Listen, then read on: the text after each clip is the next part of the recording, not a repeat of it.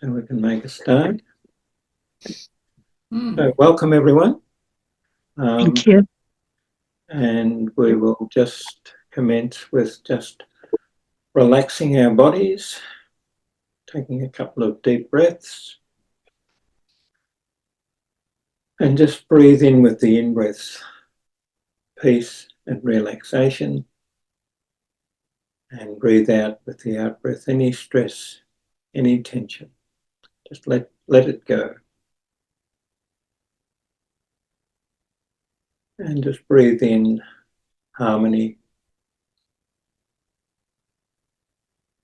relaxation, relaxation, relaxation. Just focus on allowing the body to relax.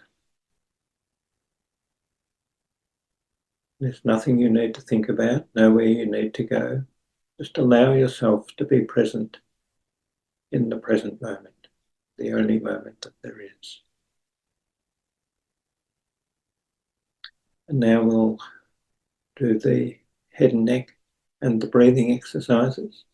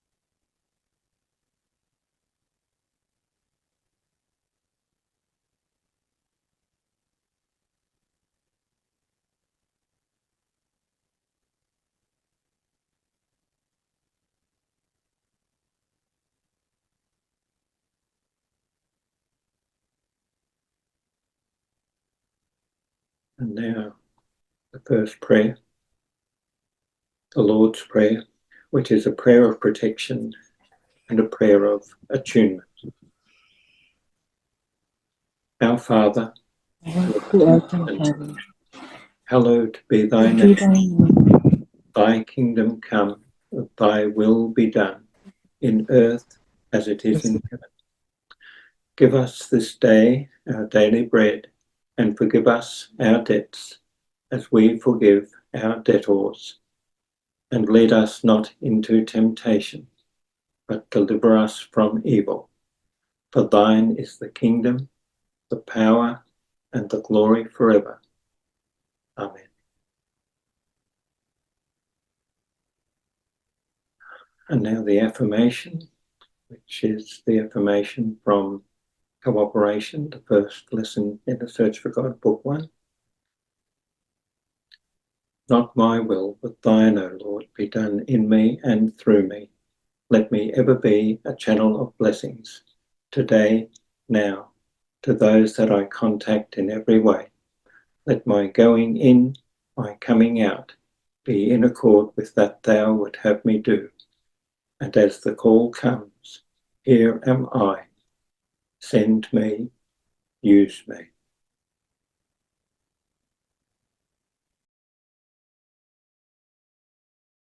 Now the second prayer of protection.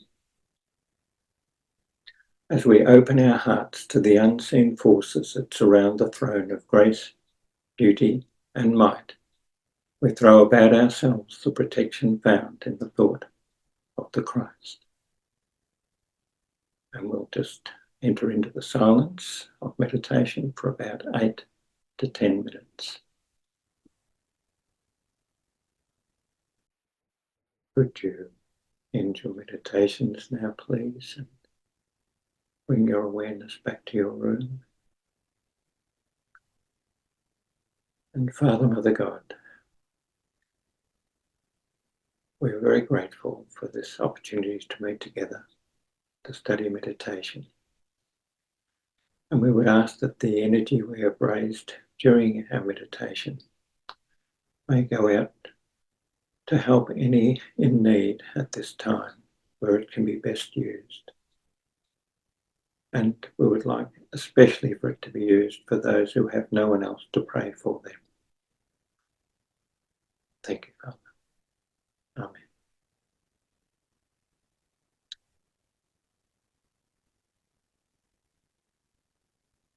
Welcome, Cecilia.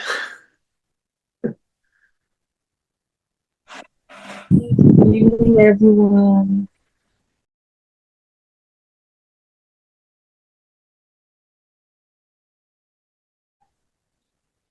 Okay.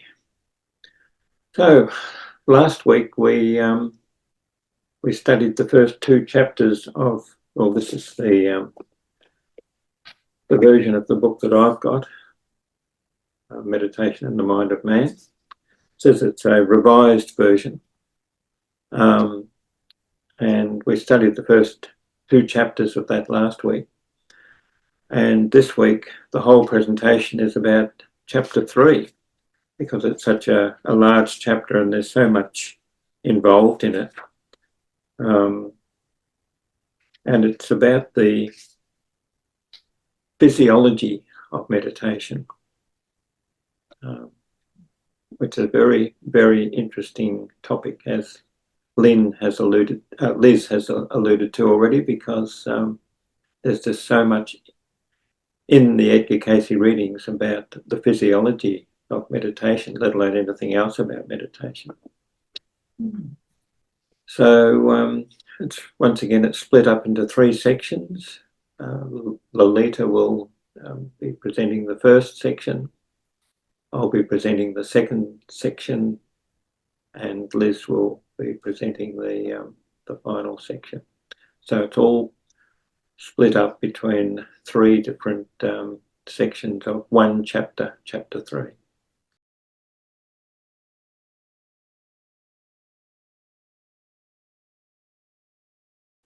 So continuing on from the meditation and the mind of man, chapter 3, physiology of meditation. One of the most important insights to be gained from the Edgar Cayce readings on meditation is that it is not just a spiritual exercise. It involves the body and the mind as well. In this chapter, We shall examine some specific events that take place in the body as we enter into deep meditation. A problem that has perplexed philosophers and theologians for hundreds of years can be stated as follows. If there is, in fact, an infinite spiritual dimension to our being, how is it able to contact or affect our finite physical nature? Another way of phrasing this question might be, where does the life, where is, sorry, where does the life force of the divine force touch the body? Or how does the soul interact with the body? It is interesting to consider from a historical perspective where man has thought life is located. At some periods, he has felt that life is in the heart, at other times in the liver. In our day, the tendency is to think of life as being in the head or the cortex of the brain. However, a very important concept from the readings is that life touches the body in every cell. We are trying to awaken in meditation an awareness of the life force that is going to affect the entire body, not just the thoughts in the brain. To answer the question of how the infinite is able to affect the finite, the readings begin with the concept that the body is the temple, not only in the sense of a temple as a place, but also as an edifice specially constructed for optimally fulfilling a specific function. The readings on meditation reveal an exciting and beautiful picture of the way in which man is purposely constructed to enable him to be a companion with God in awareness, knowledge, and energy. The human body is potentially a very special kind of instrument that provides distinct channels for tuning in to the infinite energy and enabling it to express itself in the material world. In the following two readings, we find reference to the way in which the body responds in deep meditation. There are definite conditions that arise from within the inner man when an individual enters into true or deep meditation. A physical condition happens, a physical activity takes place. Acting through what?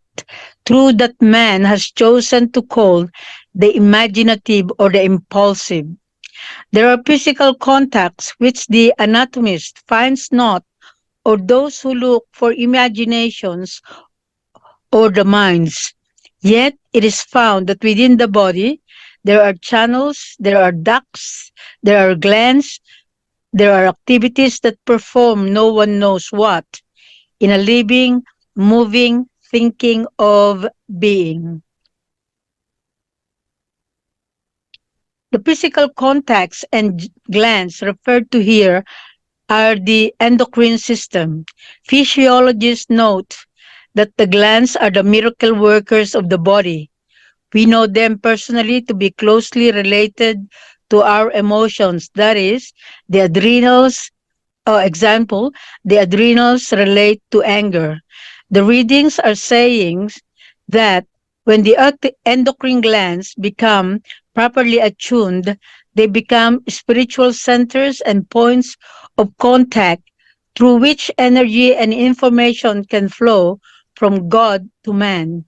A word that describes the way in which these glands or spiritual centers function is transduction. This is not a word that Edgar Cayce used, but it seems to be an effective one for summarizing the concept that is in the readings. It is a word that is frequently used by physiologists. A transducer is a device that takes energy from one system and provides energy in a different form to another system. For example, a telephone is a transducer. It takes electrical energy and transforms it into sound waves. Let us now look at this definition in terms of the two primary systems of our own being, our infinite nature and our finite nature. We could illustrate the concept of transducers in the following way: our infinite nature, transducer, your finite nature. The reading suggests that there are seven very special contact points or transducers within the body that have an important relationship to our spiritual nature. Where are those transducers and what are they? They have been talked about for thousands of years. In the East, they are called the chakras. In the Edgar Cayce readings, they are referred to as spiritual centers. Many people who are consciously psychic claim to be able to see things that are not visible to the normal person's eye. They say that they can see energy patterns or vortices of energy that touch the body in seven places. There seems to be a general agreement among various people as to where these points of contact are. One in the forehead, two at the top of the head, three in the throat region, four in the area of the heart, five at the solar plexus, six in the lower abdomen, and seven in the groin area or at the base of the spine. Sometimes these centers have been drawn in the east as touching the spine, running from its base up to the top of the head. The information in Edgar Cayce's readings about the spiritual centers most frequently refers to them in terms of the endocrine glands. There is one endocrine gland for each of the spiritual centers. We can imagine the endocrine system to be a set of seven fabulous jewels of different colors. That system is primarily composed of the following seven centers: pituitary, pineal or pineal, thyroid, thymus, adrenal, cells of Leydig, and gonads. The functioning of these ductless glands, secreting their numerous hormones directly into the bloodstream, is unimaginably complex. We can visualize this system as being like a symphony orchestra, properly attuned and functioning in a harmonious and integrated way as a single system. It produces magnificent music, a hymn of the universe that lifts us from the finite into attunement with the infinite. Or think of the system as being like a seven-piece band. One or two instruments may step forward and solo while the others continue to play in the background. On occasion, one of the players may hog the show and usurp the role of the others. In our consideration of the spiritual centers, you must remember that the center itself is more than just the endocrine gland. For its center, there is also a gathering of nerves in the area called a plexus, and we might think of the plexus as being a part of the overall activity that makes up the spiritual center. For example, with the thymus, there is also the cardiac plexus, the heart as the heart center, and the lungs as the air center. In addition, the readings would suggest, and many clairvoyants agree, that there are energy fields in each of these areas that are invisible to normal sight. These energy fields are parts of the centers which are present in the mental and spiritual bodies as well as in the physical. These glands, with their associated nerve plexuses and energy fields, work together to create a complex of activity focused in seven places, which can be symbolized as churches in the body. The teachings in the readings is that these spiritual centers are the transducers between our spiritual nature and our finite physical nature. The soul is able to have a physical effect through these transducers. These centers are always operative, but they are usually in a state of disease or lack of harmony, and thus are not working together for optimum healing and attunement. In meditation, we are seeking to awaken the activities of these centers not separately, but as a system, so that they function in their highest, most integrative way. 3. Correlate systems. There are three important systems which are the physiological basis of our experiences in meditation. These three have a one-to-one relationship with the three levels of mind: conscious, subconscious, and superconscious.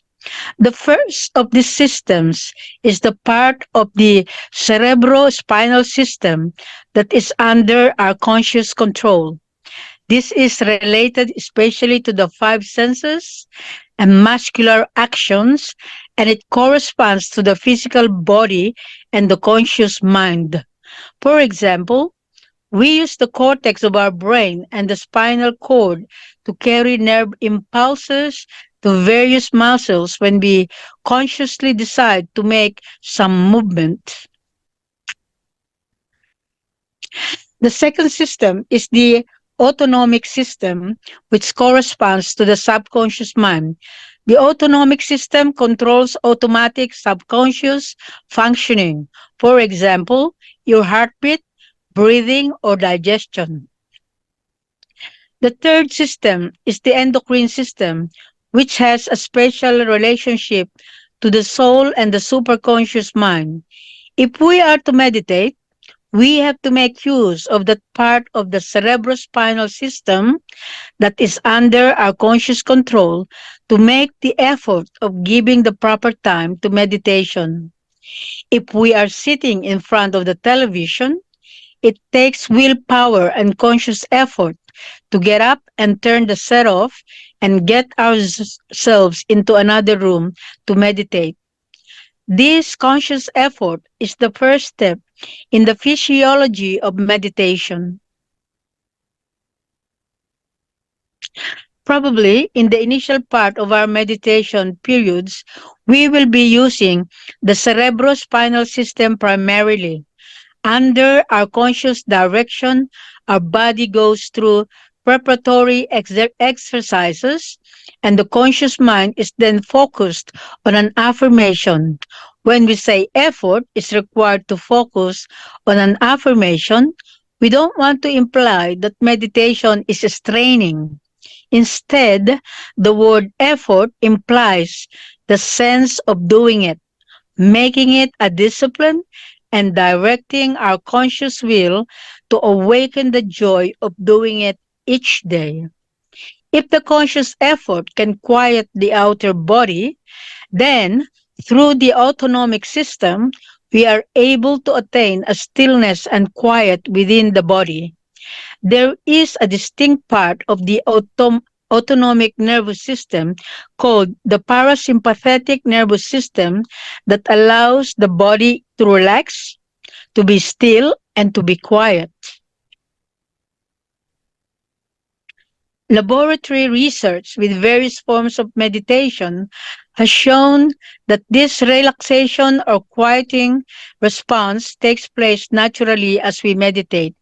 As we quiet the sympathetic nervous system and activate the parasympathetic, we awaken processes that are usually inhibited by the frantic and stressful way that we live daily. Once we have attained stillness, the superconscious pattern, which is being awakened by the conscious ideal, can express itself in the form of harmonious and integrated functioning within the endocrine system. That ends first presentation from the Meditation and the Mind of Man, Chapter 3, Physiology of Meditation.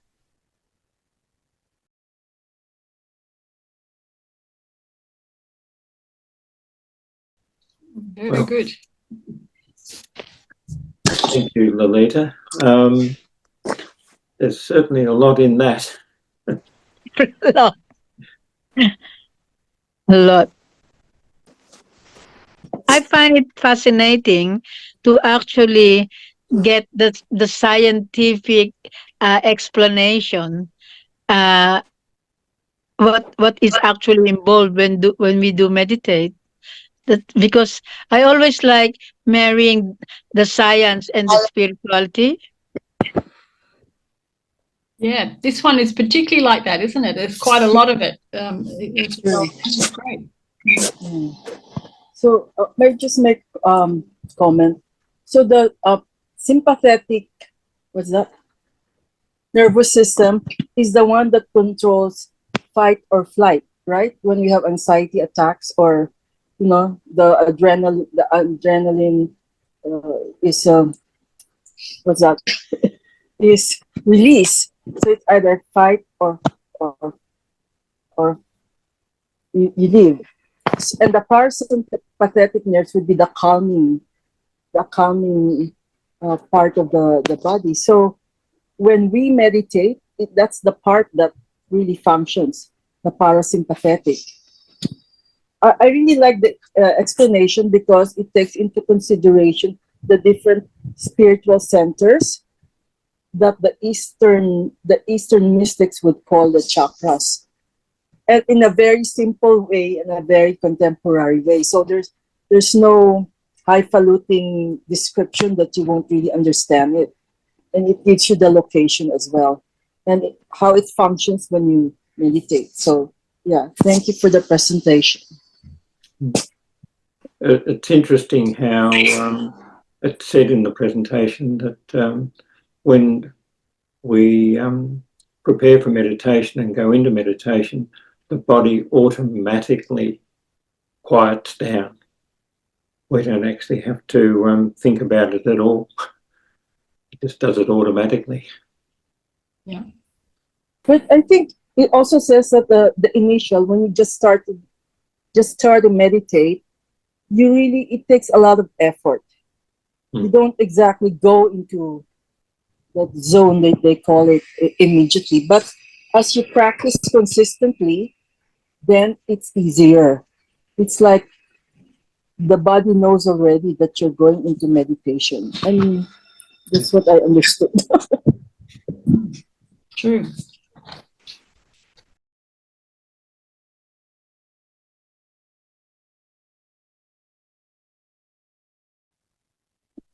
So, Meditation in the Mind of Man, Chapter 3, Physiology of Meditation, continued.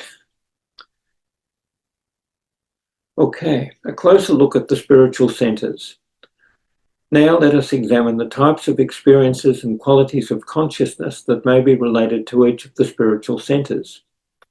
In addition, we shall examine the location and the function of the endocrine gland related to each centre.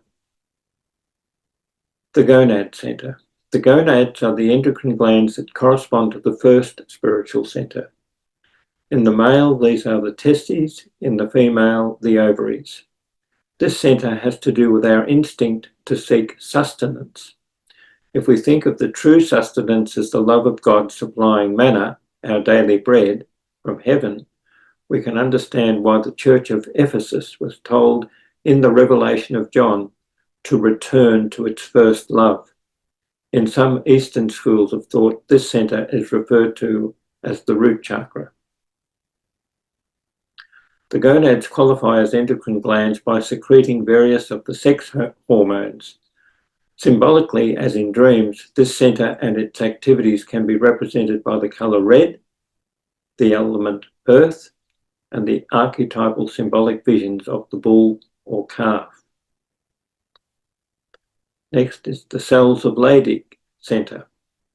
The second centre has to do with our experiences related to the male-female balance within us. From the Bible and the readings, we know that as spiritual beings, we are not really male or female. At the level of the soul, there is a oneness and wholeness which, while we are in bodies and in the earth, we are seeking in the seeming opposites. This wholeness may be sought through sexual activity, but it also may be attained by balancing the masculine and feminine qualities. This centre is related to the biological instinct for propagation of the species. The cells of Leydig are found within the gonads as interstitial cells. They secrete the sex hormone testosterone, a masculinizing hormone that affects the secondary sexual characteristics and is produced in both sexes. In a corresponding way, some slight production of female hormones takes place in the testes.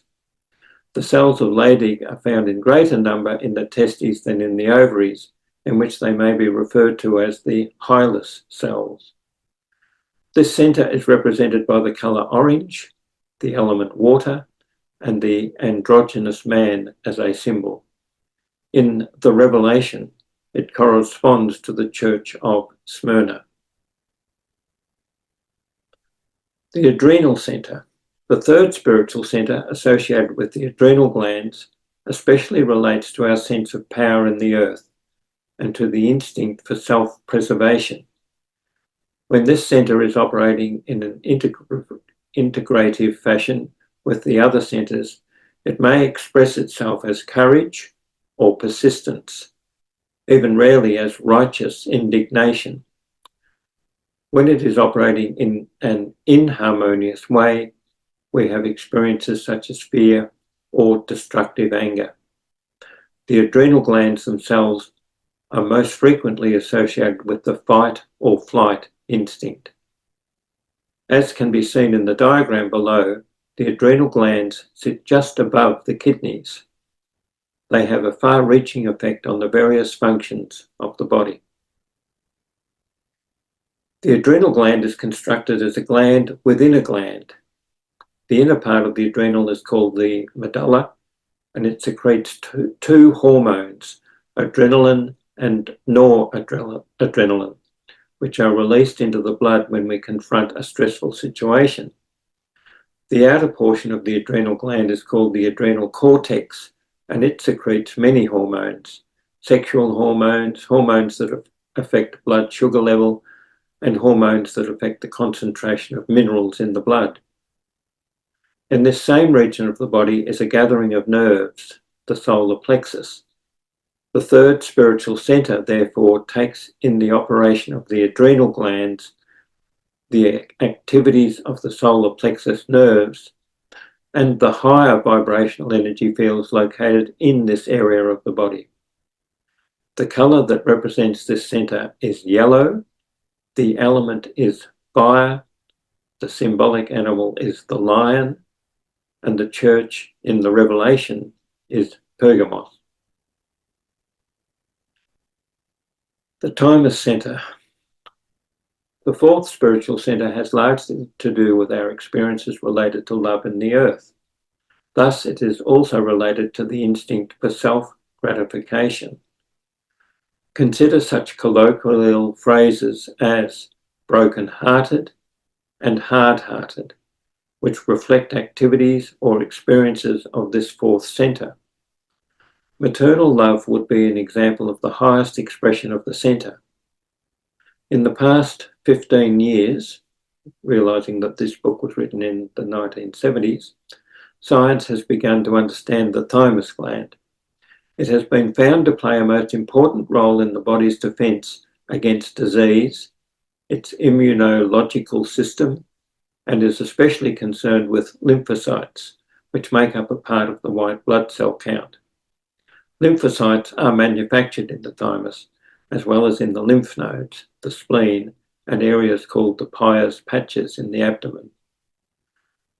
The thymus can properly be called an endocrine gland because it secretes a hormone that stimulates the production of these lymphocyte cells in the other three areas. As will be noted in the diagram below, The thymus has two lobes and is found directly behind the breastbone. It seems to be most active in children and begins to shrink during adolescence. Nevertheless, its functions extend throughout adult life. These first four centres relate particularly to our experiences in the earth. They are often referred to as the four lower centres, lower in the sense that they are spatially located in the lower part of the body, but also in that they are concerned most frequently with man's survival and expression in the earth. The remaining three centres are especially related to the potential for awareness of our divine nature.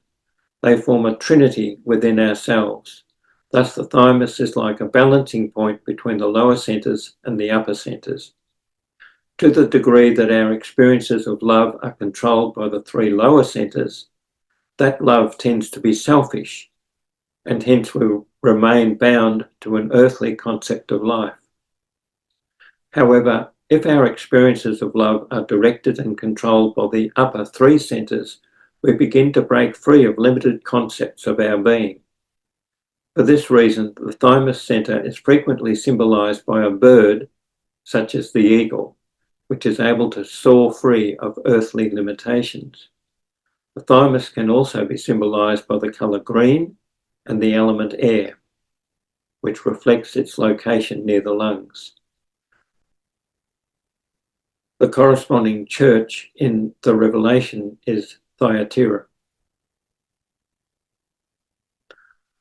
The thyroid centre. As a spiritual centre, the thyroid relates to the faculty of the will. When it is operating under the direction of the superconscious pattern, the will is made one with divine will, as expressed, for example, in the affirmation, "Not my will, but thine." It also relates to the spirit and may reflect the spirit of obedience, as in Jesus, or the spirit of rebellion. The stubbornness of self-will is described repeatedly in the Bible's references to God's children as a stiff-necked people. Physiologically, this centre relates to the thyroid gland, which surrounds the windpipe, as is depicted in the previous diagram, and the hormones secreted by this gland control the metabolism rate in the body or how fast the body uses energy. When the thyroid is not functioning properly, a person may develop a swelling in that area called a goiter as the gland tries to readjust. Some malfunctions of this gland lead to profound depression. Another endocrine gland that is adjacent to the thyroid and often considered to be a part of it is the parathyroid. This gland secretes a hormone that controls the level of calcium in the blood.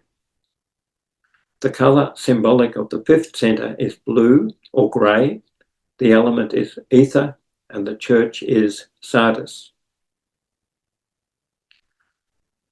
The pineal centre.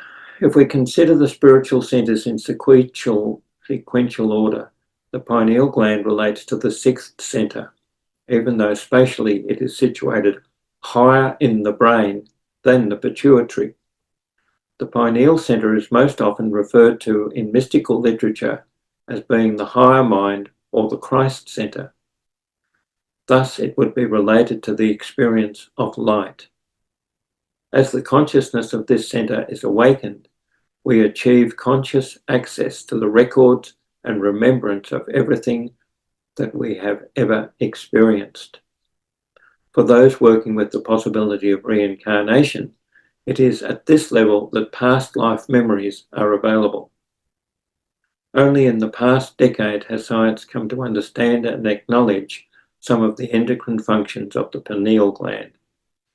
Yet, hundreds of years ago, the philosopher Descartes claimed that the pineal was the seat of the soul. He felt that mysterious strands carried impulses from the eyes to the pineal. The pineal then secreted substances that travelled to the muscles and directed them to make appropriate responses to what was being seen. The theory was quickly dropped by medical science, But it is interesting to note that one, Edgar Cayce suggested that the pineal was closely related to our awareness of ourselves as souls, and two, medical science has discovered that the pineal is sensitive to light. It is not sensitive quite as directly as Descartes claimed. Rather, the impulse takes a roundabout pathway. Most of the nerve impulses from the eye travel along the optic nerve to various portions of the brain. However, there is one small branch that carries the impulse down through the hypothalamus and into the spinal cord. From there, the nerve impulse travels up to the superior cervical ganglia, and from there it is relayed to the pineal gland. That nerve impulse, which carries information about the light striking the eyes, has a direct effect on the manufacture of a hormone in the pineal. So that's a cross-section through the skull and the brain, showing the pituitary and the pineal, with the pineal actually higher in the body than the pituitary. This insight from medical science is significant in at least two ways. First, it demonstrates that the only known connection between the nervous system and the sixth spiritual center passes through the neck area. Many people have found a simple head and neck exercise, recommended in the readings, as effective preparatory activity before meditation. It is possible that in doing this exercise, we are exerting a direct influence upon the pineal gland through these neural connections. A second point, probably more important, relates to the hormone produced by the pineal gland, which is affected by light. This hormone, called melatonin, has been found to have an inhibiting effect upon the hormone secreted by the cells of Leydig, testosterone. This hormonal relationship directly corresponds to the description given in the readings of the movement of energy in meditation. The relationship between the cells of Leydig and the pineal is probably the most important one in the physiology of meditation. The cells of Leydig are a door that may be either sealed or open. The pineal is always the open door. Together, they may be said truly to constitute a seat of the soul. In meditation, we seek to move the creative energy associated with the cells of Leydig center directly to the pineal center. At that point, the energy is able to take on the qualities of consciousness related to the pineal center, the mind of Christ, and it is then able to overflow into the pituitary and move back down, affecting the functions of the lower centers, healing and integrating our activities. Both the raising and the overflow of the energy may be referred to, as in The Secret of the Golden Flower, as the backward flowing motion. The colour for this sixth centre is indigo, and the church is Philadelphia, truly the city of brotherly love. The pituitary centre. The quality of consciousness in this highest centre is oneness, the awareness of the oneness of all life. Spiritual healing emanates from this centre. Actually, in understanding the function of the pituitary, we must consider an adjacent area called the hypothalamus. Not only is the hypothalamus the master control centre of the autonomic nervous system, it has a significant controlling influence on the pituitary as well. The pituitary sits in a bony cup surrounded on one side by sinus cavities, and just above it is the hypothalamus. The pituitary is made up of two distinct regions, a posterior lobe and an anterior one. The posterior lobe is primarily an extension of nerves from the hypothalamus. It was thought that the posterior lobe synthesized and secreted two hormones, but recently it has been discovered that these hormones are manufactured in the hypothalamus and stored in the posterior lobe of the pituitary before they are released into the bloodstream. The anterior lobe of the pituitary is slightly larger and secretes many different types of hormones, those that control the menstrual cycle, the growth hormone, and hormones that affect the functions of the thyroid and adrenals. Because of its effect on all the other glands, the pituitary has been referred to as the master gland. However, this distinction must be shared with the hypothalamus because nearly all of the pituitary's hormonal secretions are influenced to some degree by this region of the brain directly above it. The symbolic colour of this seventh centre is violet and the church is Laodicea. A summary of these concepts related to the seven spiritual centres is shown in the following chart and diagram.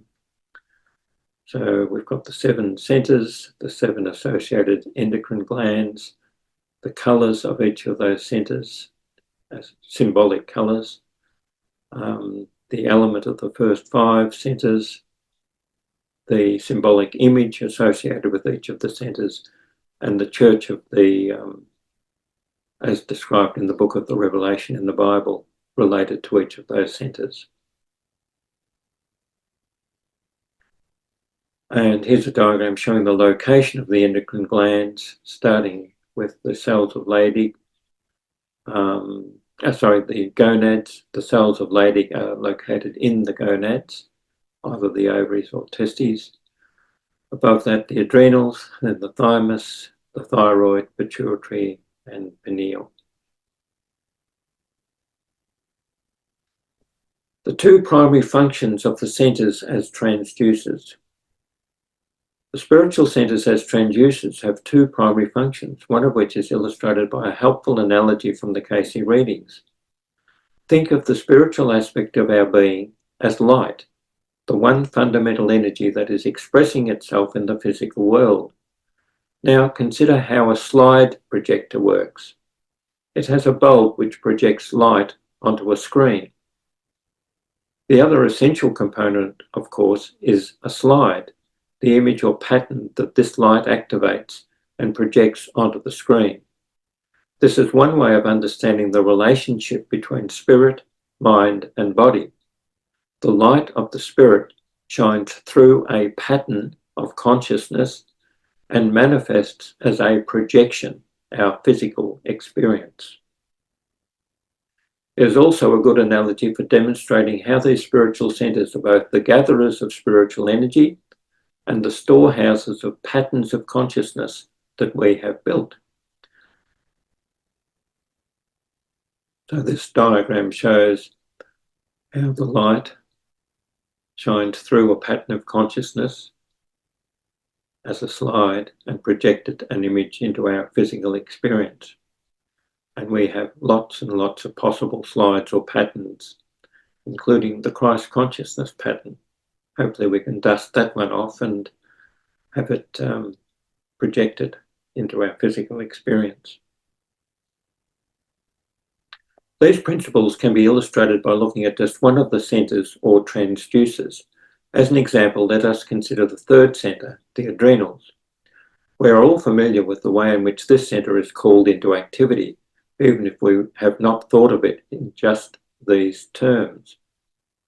When it is operating in harmony with the whole system, we may see something like persistence or courage. When it is out of harmony, we are likely to see resentment, anger, or fear. Such patterns of behaviour, which are like the slides in our analogy, are stored at the various centres and are very real. They are the habit patterns or reactive tendencies that we have built. In discussing the qualities of consciousness related to the various centres, we have seen that certain types of habit patterns are especially related to particular centres. Depending on the mind's focus of attention, a particular slide or habit pattern from the storehouse of that centre is put into a position where it is likely to be the one that will be projected onto the screen as our physical behaviour. As the energy of the spirit moves through us and these patterns and gives us life, it manifests as our actions. If we have been dwelling upon angry or resentful thoughts, it is not surprising that we frequently end up behaving that way.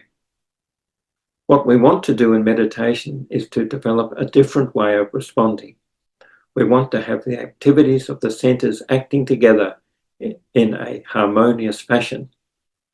With our minds, we can remove the slide of resentful or angry patterns from its favoured position and replace it with one that is more constructive.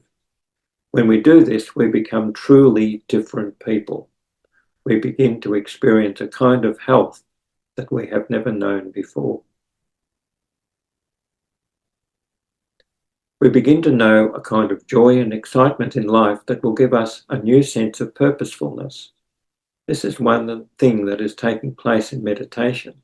By dwelling upon spiritually awakening affirmations, we are selecting new patterns, that is, patterns that are there already, but usually do not get chosen. Then we are inviting the energy of the spirit to move through these spiritual centers to activate a creative, harmonious pattern for the body and the mind. This is one function of the spiritual center. The other function is related to the phrase opening a center. Some people who refer to this process indicate that by following a certain meditation procedure, they are able to open their spiritual centers. To open these centers means to modify the barrier between the infinite and the finite aspects of ourselves. Certainly, we are all seeking to lessen these barriers. However, how we go about doing so is of critical importance. The opening of the centers may be the normal accompaniment of deep meditation, or it may be brought about intentionally or accidentally by such stimuli as drugs, breathing exercises, certain yogic postures, mantras, incense, various religious rituals, for example, the dance of the whirling dervishes, or even physical disorders such as spinal lesions. And that concludes Meditation of the Mind of Man, Chapter 3, the second part of our presentation.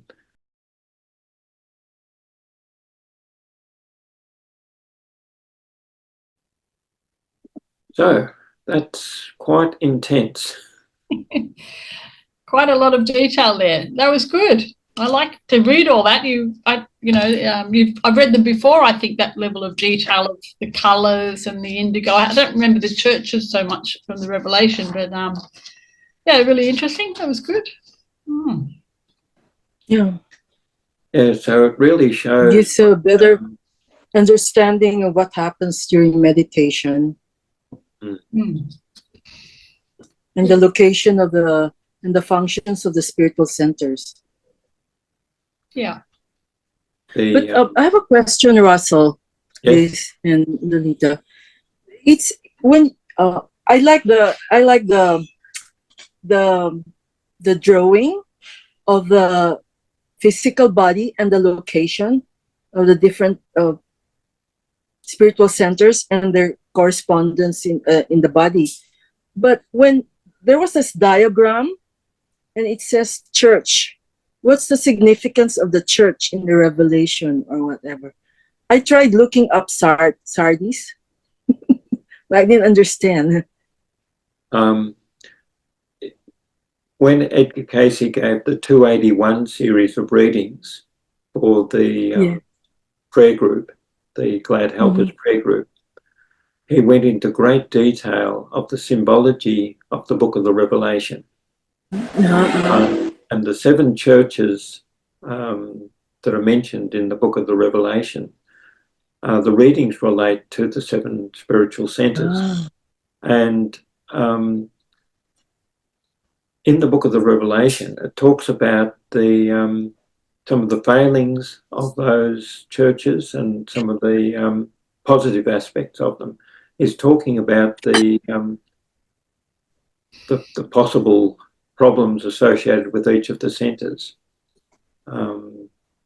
So the readings say that the revelation of John, who wrote the book of the Revelation, took place when he was in an altered state of consciousness. So all of these symbolic things were presented to him about the physical body, the spiritual body of human beings. And it's all symbolically presented. You know, the 7 candelabra, of the Oh, seven okay. stick candelabra. It's once again all about the seven centres. And there's a huge amount of information in those 281 series of readings about all the different aspects of these centres, including, as I say, the relationship with the seven churches. Okay. That might be a whole No, other study. I need to read up on that one. I need to read up on it. I'd love to do the book. That's why I have to download. You're going to post the download link, right? Yeah. Well, Yeah. I think it's still recording. Of this one. This one is really good. It's being recorded. So there was a book that was produced, which was a correlation of the Revelation, what Edgar Cayce had to say about the Revelation in those 281 series of readings, plus what a group in New York thought about it all. And so it's a combination of all of those three things in one book, which is a really fascinating look at that.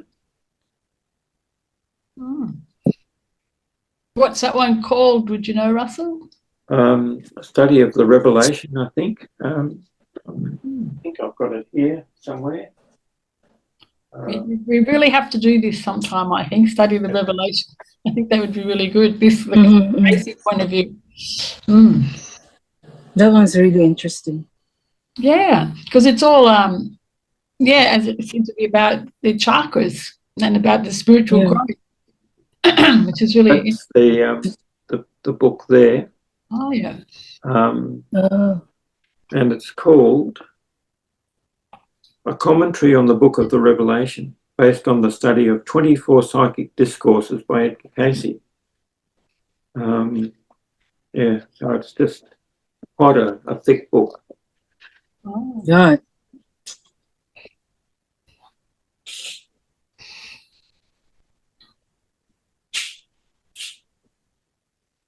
Okay. She has that. Eva's got it Eva as has well, it, but a more recent version than my old thing. Yeah. It's available at the ARE bookstore, right? Is it still available? Eva, do you know? You're muted. Yeah, sorry. Is the book still available? Do you know, at the bookstore? I don't know. We've got it in our library, so I'm not sure. Could you please show us the cover again? Yeah. Who's who compiled it? Okay, that's good. And I Thank think you. it's printed at the RE in Virginia Beach. And, 1993. Yeah, this was. Yeah, it's the same. Yeah, 1993. But, mine's 1968. That's pretty old. One of them is thicker than the other one, so I don't know if there's been some added to the last one. What edition do you have, Russell? Mine is the 5th printing, 1968. Ooh. Wow. And it's just, mine has just been typed up and copied. Yeah. It's just typed pages bound together as a book. So not properly actually printed as a book.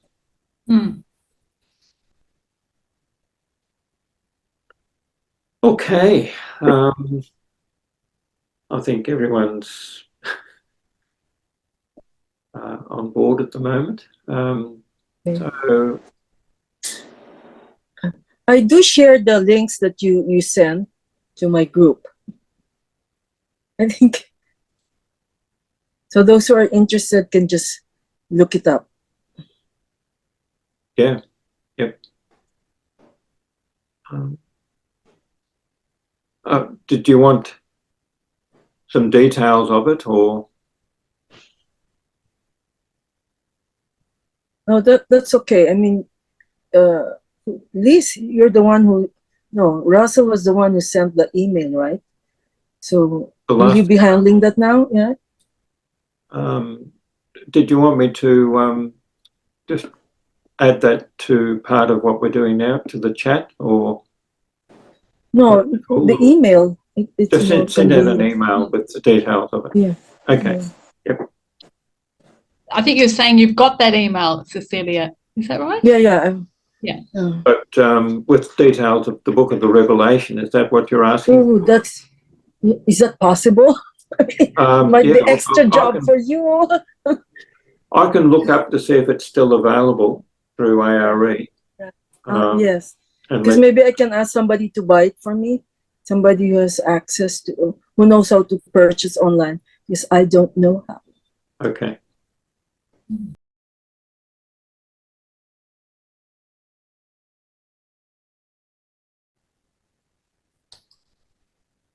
Okay, so this is continuing chapter 3, the physiology of meditation.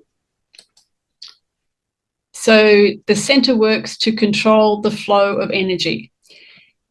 The more energy that is flowing through the transducer, the more intense will be the experience.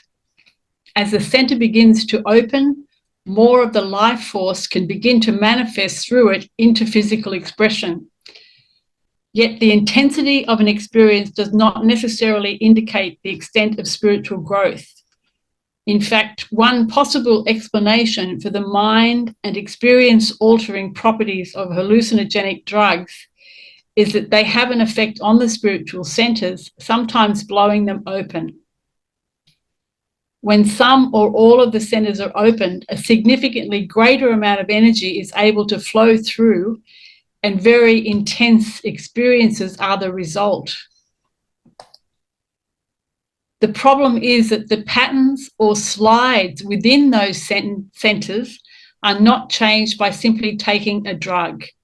We may very well intensify the experience of patterns that will only take us even deeper into a sense of confusion.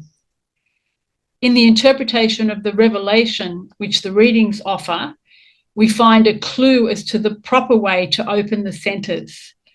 It is suggested that the book with the 7 seals represents the body with its 7 centers. You will recall that John cries when he realizes that no one is worthy to open those seals. Then the Lamb appears, symbolic of the Christ, and it opens the seals. It is the spirit of the Christ that should open the spiritual centers of the body. Here we are being taught to meditate upon the Christ as an ideal and to invite him into our lives. And then, as we work with expressing the qualities of Christ in the earth, as we live the life of love, these centers begin to open naturally. In this way, intense experiences come only as we are able to use them for our own growth. To optimize our own growth, it is better to allow the centers to open naturally through the action of the Spirit as we work with meditation and apply what we know in daily life. The movement of energy in meditation.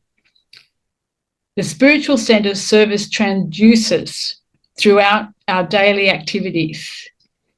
In meditation, we seek to redirect the way in which the energy flows through these centers. As was mentioned earlier, our aim is to move the creative energy associated with the Ladic center directly to the pineal center. This movement, which in the East is referred to as the Kundalini, is described in the following reading. It is apparent from this description that as the energy moves upward, it takes its impulse from the adrenal center. The question was asked, are the following statements true or false? comment on each one as I read it. The life force rises directly from the Leydig gland through the gonads, thence to pineal, and then to the other centres. The answer, this is correct, though to be sure, as it rises and is distributed through the other centres, it returns to the solar plexus area for its impulse through the system. In the following passage from the readings, this Kundalini pathway is referred to as the silver cord, which connects the cells of Leydig or Leiden with the activities of the pineal and pituitary. In the body, we find that which connects the pineal, the pituitary, the Leiden, may be truly called the silver cord or the golden cup, that may be filled with a closer walk with that which is the creative essence in physical, mental, and spiritual life. This awakening of energy during meditation takes place not only in the endocrine glands, but also throughout the entire nervous system. The following passage is in agreement with research into the physiology of meditation, which indicates that the nervous system responds in a beneficial way during meditation. The question was asked, how can I overcome the nerve strain I am under at times? The answer, by closing the eyes and meditating from within, so that there arises, through that of the nerve system, that necessary element that makes along the pineal. Don't forget that this runs from the toes to the crown of the head. That will quiet the whole nerve forces, making for that, as has been given, as the true bread, the true strength of life itself. Quiet meditation for a half to a minute will bring strength. Will the body see physically this flowing out to quiet self, whether walking, standing still, or resting? Well, too, that oft when alone, meditate in the silence as the body has done. This movement of energy throughout the body during meditation is experienced by different people in different ways. Some feel a slight pressure in the area of one of the spiritual centers, such as the heart region or the middle of the forehead. Some people feel tingling in certain parts of the body, such as the spine. Occasionally, this experience is felt as two different energies, one moving upward from the base of the spine, the Kundalini pathway, and the other, like the Pentecostal flames of the Holy Spirit, moving downward and touching the body in the region of the head. These two seemingly highly divergent experiences actually relate to the two poles within the body through which the one energy may flow. As an illustration of the extremes of the ways in which the life force may flow between the two poles within, consider an automobile battery as an energy source. If a wrench is placed across the two poles, it will be melted by the direct flow of energy. If, on the other hand, the lead wires of an FM radio are placed on the two poles of the battery, the radio may pick up waves broadcast from a distant source and translate and amplify them into beautiful symphonic music. The energy is the same. The difference is in the complexity and order of the form, that is to say, the pattern in which it flows. The selection of the pattern is very dependent upon the motives held in the imaginative force of the mind. There is within each of us a universal pattern, the law of love, the Christ pattern.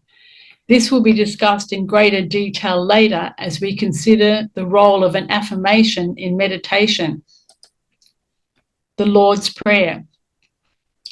The reading suggests that the Lord's Prayer describes the proper movement of energy in meditation. This prayer can be used as a tool for the mind to ensure that this optimum condition is achieved.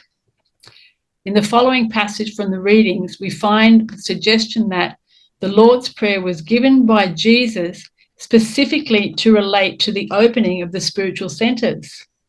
The question, does the outline of the Lord's Prayer as placed on our chart have any bearing on the opening of the centers? The answer is, here is indicated the manner in which it was given as to the purpose for which it was given, not as an only way, but as a way that would answer for those that sought to be, as others, seekers for a way and understanding to the relationships to the creative forces. It bears in relationships to this, then, the proper place. Question, how should the Lord's Prayer be used in this connection? Answer, as in feeling, as it were, the flow of the meanings of each portion of same throughout the body physical.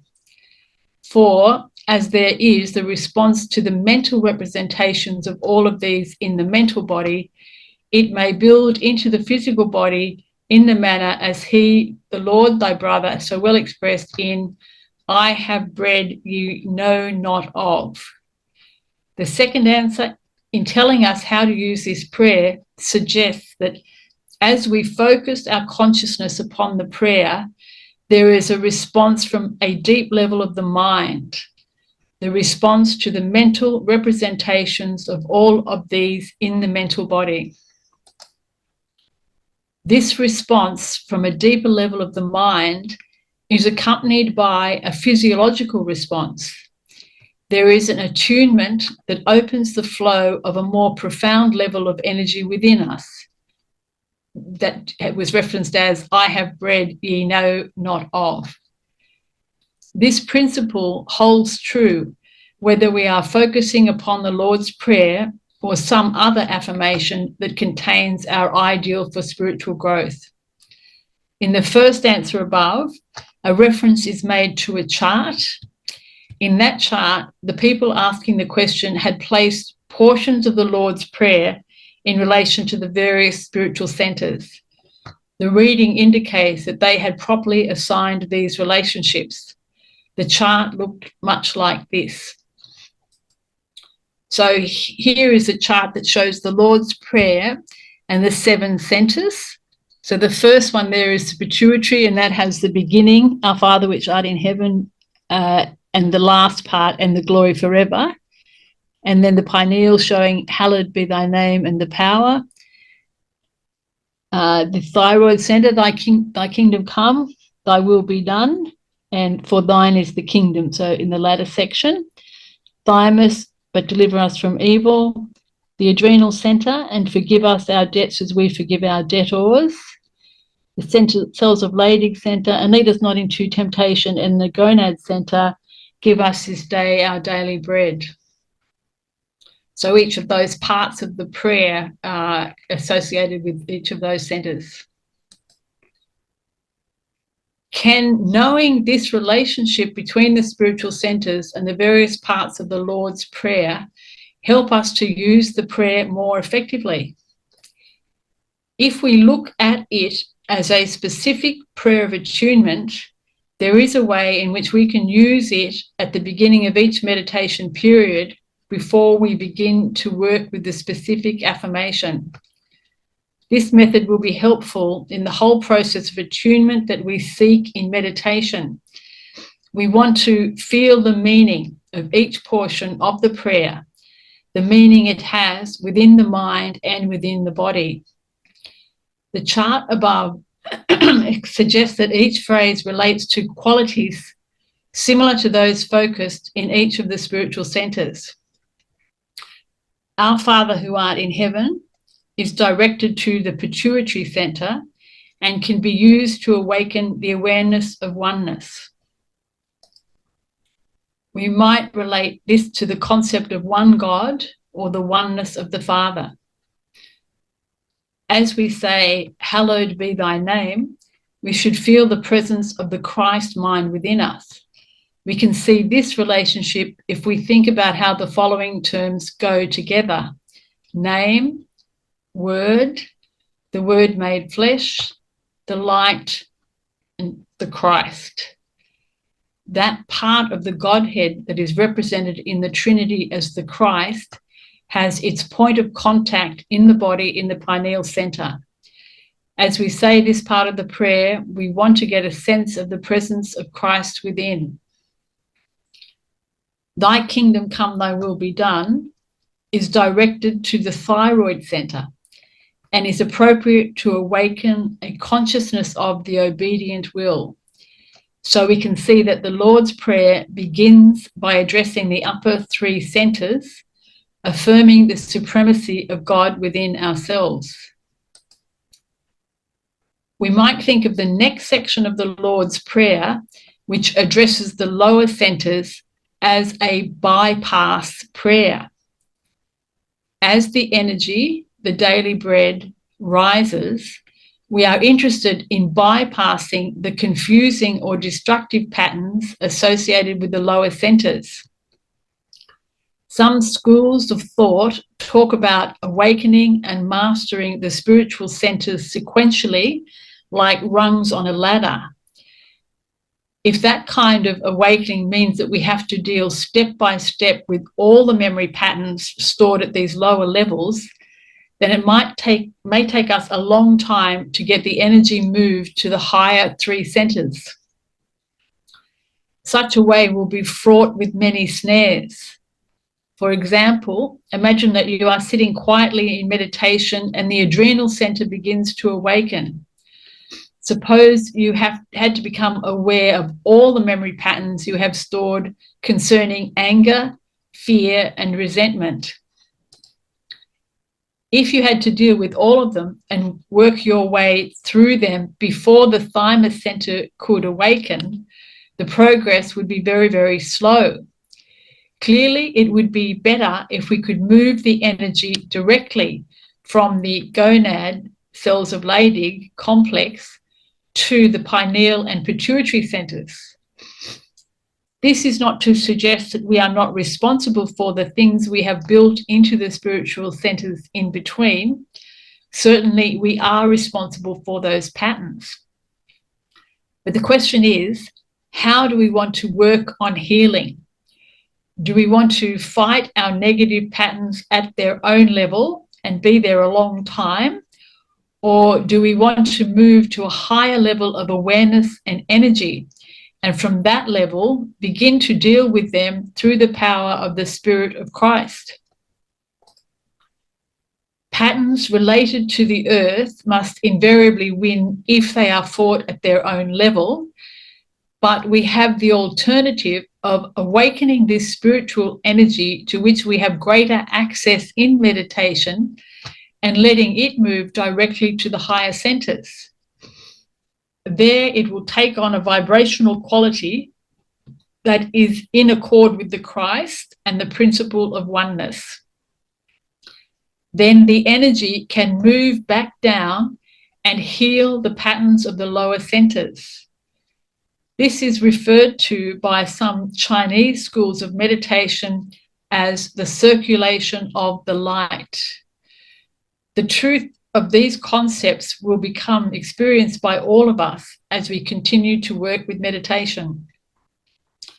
As we are sitting still, dwelling upon an affirmation, it is likely that some memory will be awakened.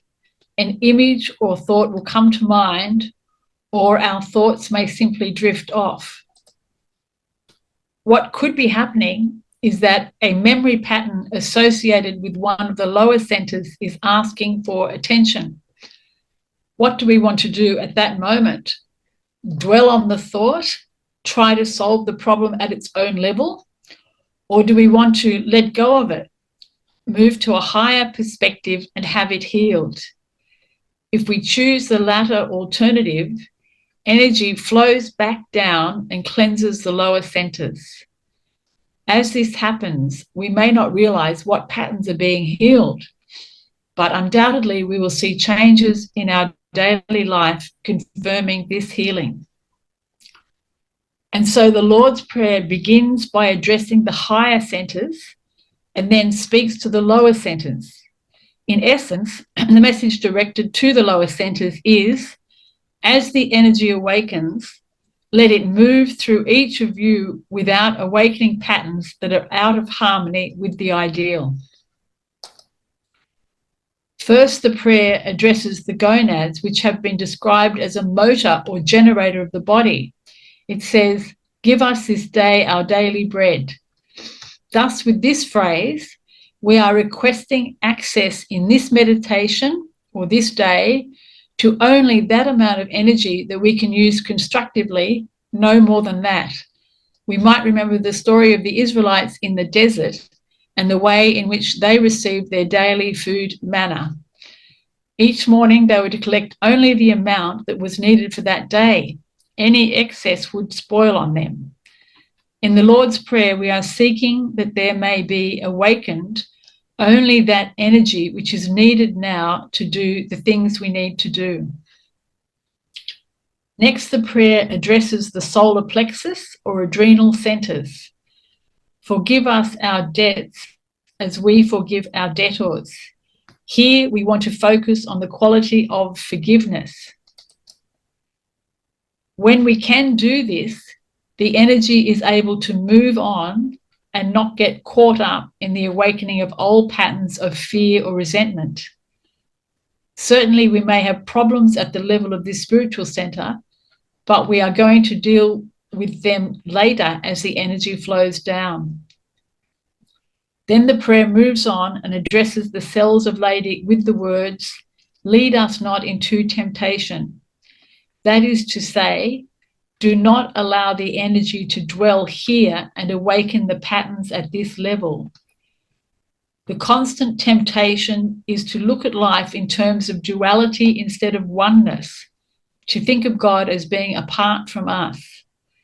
The cells of Leydig Center has especially to do with this sense of division, which is reflected in the male-female polarity.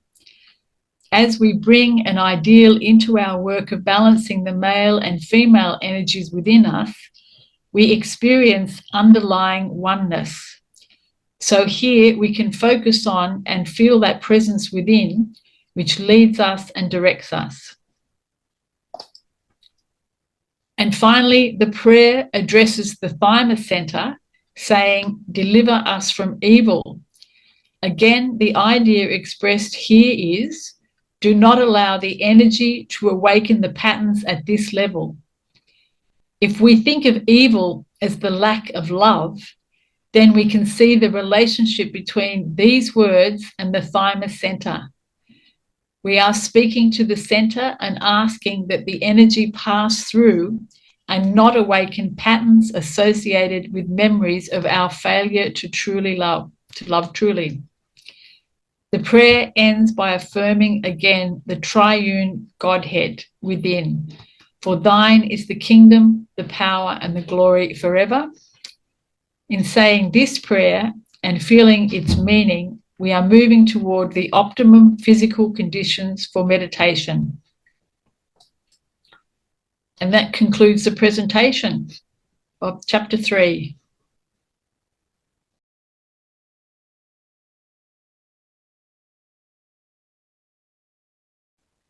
So if you, yeah, that's great. Thank you. I told you that was interesting, wasn't it? The effect, Very interesting. Very, very. the effect of the words of the Lord's Prayer on each of the sentences, especially Yeah. the bypass. I think that's brilliant. Yeah. It's very clear. Yeah. Kind of the healing effect of bypassing the lower centers, using the higher energy. It's good. And they mentioned the Kundalini experience. I think that happens to when some people, have certain issues, health issues. Maybe it can be traced to the Kundalini too. Well, But I especially like the explanation about the Lord's Prayer. Wow. Yeah. It blew my mind. I have to process it. Yeah, no, it's really good. It's really good. Yeah. the reading certainly warned that any opening of the centres by he that goeth up by other names but by the Christ is a thief and a robber to himself, basically the readings say. So do not try to open the centres by any other means other than dwelling on the Christ through meditation. And don't try and open them, just allow them to open naturally. Yeah, that's right. Just think about Christ consciousness, that is there, and oneness, and then Just love. natural. Yeah. And to, as you're saying, the Lord's Prayer, you know, our Father who art in heaven, that's the Peniel, hallowed be thy name. Oh, sorry, that's the Pituitary. Hallowed be thy name, the Peniel. Thy kingdom come, and just feel the energy going down. Thy will be done in earth, that's the lower centres, as it is in heaven, the higher centres. Give us this day our daily bread, so that's back down to the gonads, but deliver us. I can never remember it if I'm not actually saying it in order. Our daily bread, but forgive us our debts as we forgive our debtors. It comes up to the adrenals, but deliver us from Evil. evil. Evil. That's I've skipped the cells of lady.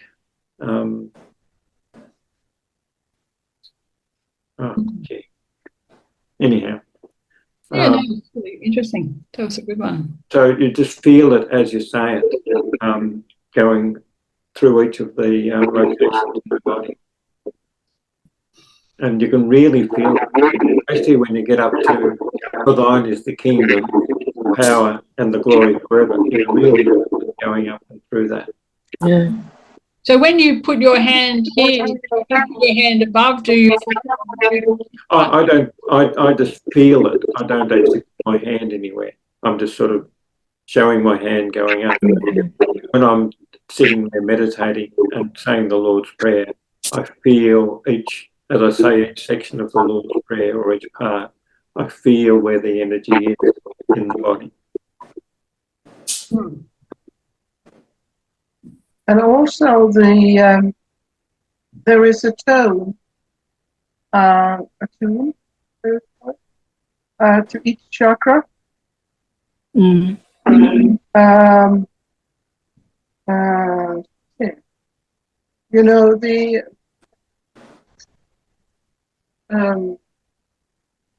note, the note. there is a tone to each chakra related to each chakra. Yeah. And to the first chakra, it's T. I don't know the tune itself. See, one You of them know- is the third eye, isn't it? Yeah, yeah. And this one, the one more in the center, is the pituitary. The crown, that's called the crown chakra, isn't it? The crown. Yeah. Yeah, the crown. Top of your head. Yeah.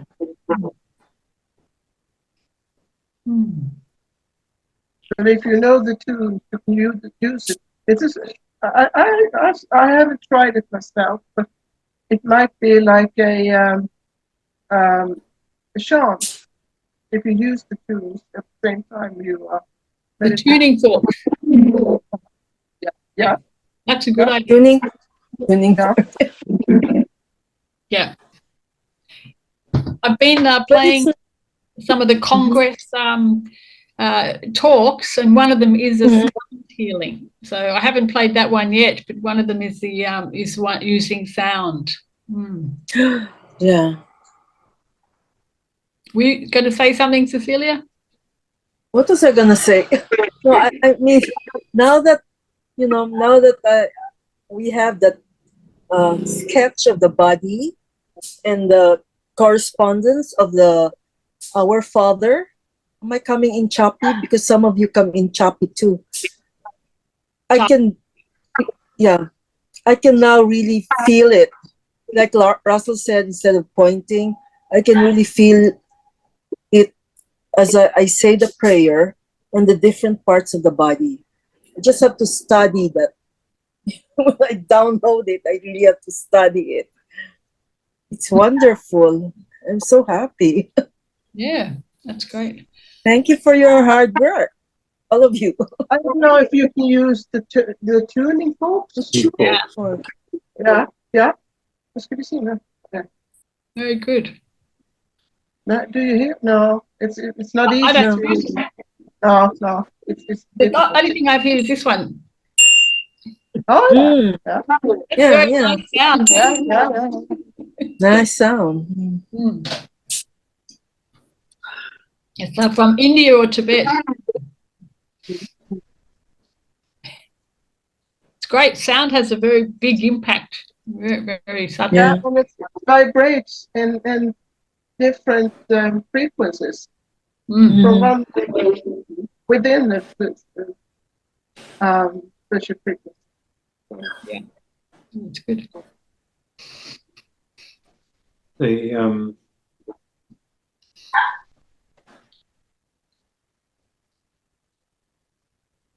The musical notes Yeah. are do, re, mi, fa, so, la, ti. Yes. And that's do relates to the gonads, re, the Leiden, Yeah.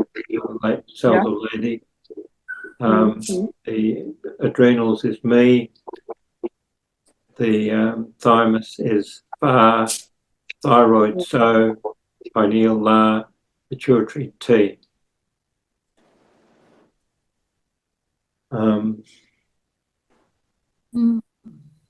And, there's a lot of other things that the readings talk about with the four horsemen of the book of the Revelation. The white horseman is the gonads. The red horseman is the cells of Leydig. The black horseman is the adrenals. And the pale horseman is the thymus. So they're all of these symbols out of the book of the Revelation were related back to various parts of the chakra system or the spiritual centers. And the church, like Church of Ephesus, has a virtue of it has toiled and endured, cannot stand evil and false spirituality. Ephesus was the gonads, and its fault was it left its first love and must repent. So, there's this constant correlation between the symbols in the book and how that relates to the spiritual centers. Yeah. Yeah. It's good. It's all symbolic. Oh yeah. Absolutely. Well, the whole Bible is really full of symbols, very symbolic. Yeah.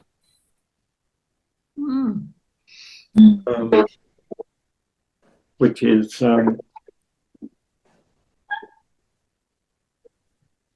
in this book here, which isn't an ARE book, but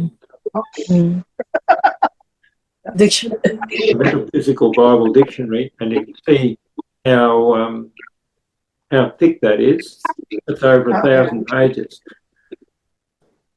So that looks at the symbolic meaning of everything that's mentioned in the Bible. Russell, I hope you've read it from the page to the end page, have you? Just the important bits. From Aaron through to something starting with Z. Okay, we probably should. I have a question. Comment or question? Are we through with the book, or is there a section on the healing benefits of meditation according to the Edgar Cayce readings? Well, what we're about to have a look at in the rest of this book is the next section is just purely meditation. The patterns and the power, ideals, and a systematic approach. Now, the healing benefits of meditation are basically because we're attuning the body, and each part of the body is related to various organs. If we're attuning the body, then the physical body is going to respond to what we're setting in our ideals. And the more that we can focus on our highest ideals, and the readings say that the highest ideal is the Christ, the body will actually start to respond to that. And if a lot of the ailments in a physical body have to do with some of these patterns that we've brought with us associated with each of these spiritual centers, and they're being activated, then if we start to focus on those and get overwhelmed by them as problems in the body, problems maybe even in the mind, mental problems, the more we focus on those, the more they're going to take over our lives. What we've just been reading about is if we focus on setting higher ideals through the Christ mind, then the law of karma, which is activating some of these things within us, is replaced by the law of grace, so that we don't actually need to go through those particular ailments or problems, unless there's a benefit. Because for a lot of people, when they're sick, there's other people affected by that. And it's not just you that is needing to learn certain lessons because of an illness of some sort, mentally, physically, emotionally, spiritually, but the people around you are going to learn something from that, because you're not sick by yourself. There's other people that are going to be affected in one way or another, positively, negatively, who knows. So if we take on an illness, it may be not punishment for us, but as we read in one of the other Cayce books, that it's actually, we take it on as an opportunity to help others to grow in their understanding. Because someone asked Cayce about a particular illness that was in the Bible, mentioned in the Bible. It was, I can't remember who it was, but the question was asked by the disciples, who sinned, this person or this person's parents, that he was born blind or something like that? And the reading actually said that he was born blind, so that it had nothing to do with karma. It was born blind, or whatever the affliction was, so that the will of God could be actually manifested through the Christ, through Jesus, in healing that person. So it was very interesting to think in terms of illnesses and problems in our bodies aren't isolated. They're part of a bigger picture of what's going on around us and the people around us, learning from it and supporting. I like to hear people say they think the reason for someone's illness is, karma, or is some reason. It's like saying they did something wrong, but that's not it at all. It can be many different reasons. And the soul could have chosen to incarnate with a predisposition to having that illness. To learn its lesson. Having an opportunity to learn, and those around them supporting them to have an opportunity to learn through that. Yep, absolutely. Anyhow, Eva, how cute. What's the name of your cat? How cute. The name of the cat. What's the cat called, Eva? Yeah. What's the name? Sorry. What's the name of the cat? Gustav. Garfield. Gustav. No, Gustav. He's like the cat Garfield. The cartoon. Garfield. Yeah, Garfield. Yeah. Garfield. Swedish. So cute. Gustav. Quite big. Oh yeah. He's So, 16 years old, so he's an old man. oh, oh, Oh yeah. looking good. So, Okay. I think we are we better done? finish up. It's getting fairly late. Mm. Um, you know what? I was thinking I will just give again the link to the presentation so you don't have to, go to our study group. But I would like to invite you to maybe join one of our study groups. We're already on book 2. Maybe when we read a chapter, then you can join us so we get another perspective on, how it goes. Okay. Stan from California and John had joined us before for that one. And sometimes John shows up to join What's conversation. did you say you're in book 2 at the moment? Yeah, we're in book 2. Wait, let me get the book.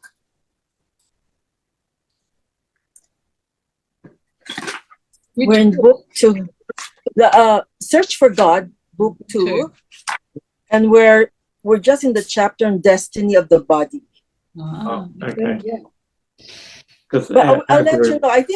I think we're gonna conclude it already. So, it might be destiny of the soul when you decide to join us.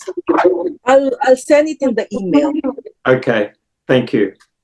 Because this one, the presentation, you don't have to do it all over again. We already have the visuals. I can just give them the link because I know some people in the group can really, really make use of this one. They are posted on YouTube. This will be too. Yeah. But I prefer this one because when you're on YouTube, you're alone. Yeah, that's right. There's really no interaction, and then you get distracted, and the cat comes by, or you don't finish it. But this one, I'm here, and then you can share with you share other stuff. You can ask questions. Ask questions. I prefer actually reading. I prefer reading because then I can stop and take down notes or do my research. Okay.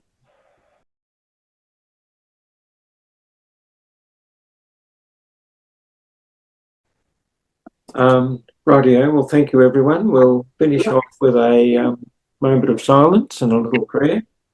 Thank you, Russell. And Psalm 23. Are we going to do Psalm 23 to close the chakras? Okay. Thank you so much, everyone. Thank you.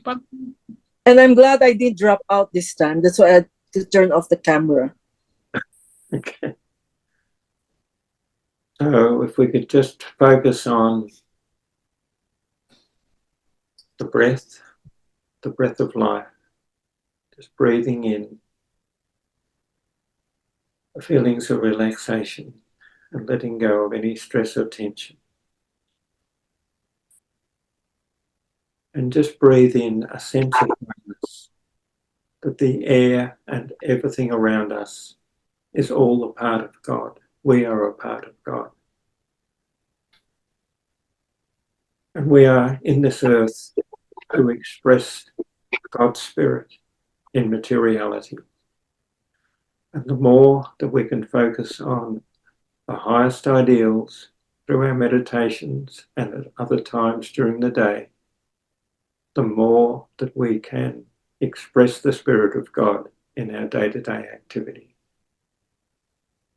Because we are growing in that sense of awareness of who we really are in our relationship to God, in our relationship to each other. And Father, Mother God, we give thanks once again for this opportunity of meeting together across the oceans, around the world, because we are all one, that we have a sense of oneness, we have a sense of purpose to be better manifestors of thy Spirit in this world. Amen. Thank you, everyone. Better Thank you. stop the recording. See you. Bye.